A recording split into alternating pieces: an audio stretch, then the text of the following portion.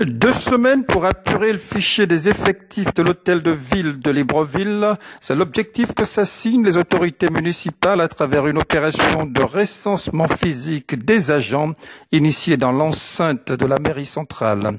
Ce passage au peigne fin des ressources humaines se veut notamment permettre un redéploiement qualitatif en vue d'une meilleure employabilité. Tous se soumettent au rituel, à l'instar du 3e maire adjoint Adrien Guémamba. Pour maîtriser, pour avoir réellement, pour savoir le nombre de personnels municipaux qui se trouvent dans la commune de Libreville. Parce que vous savez que le personnel municipal est composé de plusieurs têtes, de plusieurs faisceaux. Il y a les fonctionnaires qui ont été détachés par le maire entrant et qui, à la fin de la mandature, retournent dans leur administration d'origine.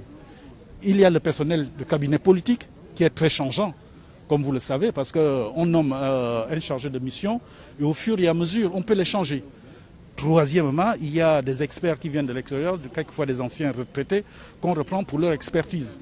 Donc, au départ du bureau du conseil, et lorsque un nouveau bureau arrive, nécessairement, on doit faire un recensement pour savoir, pour connaître les effectifs réels. Idem pour la directrice générale des ressources humaines et des affaires sociales, Monique Moussadji, prise dans le feu de l'action. L'agent recenseur 1 vérifie et donne le nom à l'agent recenseur 2. Donc l'agent recenseur 2 remet le nom, vérifie s'il est bel et bien sur la liste.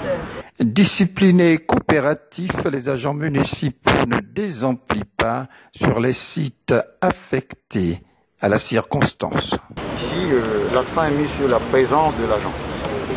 Alors, toutefois, il y a des documents quand même, comme c'est de l'administration, qu'on verse l'arrêté d'engagement, la première prise de service, l'arrêté de nomination si vous avez une fonction. À cet arrêté, vous annexez donc la copie de la prise de service, une photo d'identité pour se rassurer dans le dossier physique qu'il s'agit bel et bien de M. X. Voilà, donc voilà un peu de manière sommaire le support demandé pour la circonstance. Codification de situations administratives et maîtrise de la masse salariale ne sont pas en reste des résultats attendus.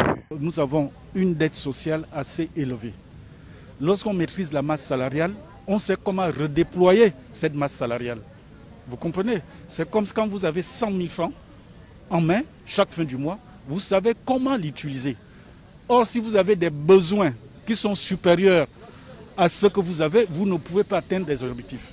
Vous comprenez? Vous êtes obligé, comme le font la plupart des comptables, de, comment le dire, premièrement, d'assainir pour retrouver des équilibres budgétaires. Vous savez, dans toutes nos administrations, et principalement dans nos institutions, le volet fonctionnement est supérieur au volet de l'investissement. Or, la fonction de la mairie, c'est apporter quelque chose aux habitants de la commune de Libreville.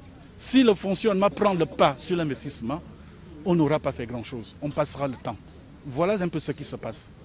Donc, en diminuant le volet de fonctionnement, et dans ce fonctionnement, c'est beaucoup plus la masse salariale qui pèse dans ce fonctionnement.